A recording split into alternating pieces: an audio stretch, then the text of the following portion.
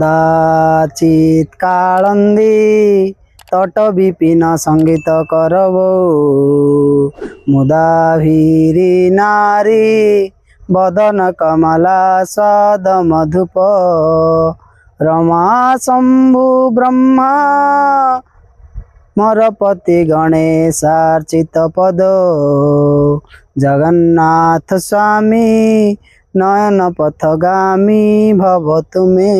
दर्शक बंधु जगा पाई पदर परवर्ती एपिसोड को आपण मानक स्वागत।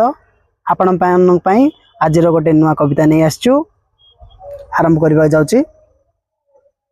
आहे प्रभु कमलापति दियो मते गति मुक्ति चरणे आश्रित तब जनम कालु शुणी अच्छी जस तुम भरी भक्तंक पाई तुम्बे बड़ दयालु पतित पावन हरि हाथे शंख चक्र धरी विपद उद्धार कर आहे कृपालु तब नामे बाना उड़ई श्रीमंदिर चक्र परे संज सकालु कहे दिनहीन मुहि विचित्र जे नाम बही ए संसारे रही अछि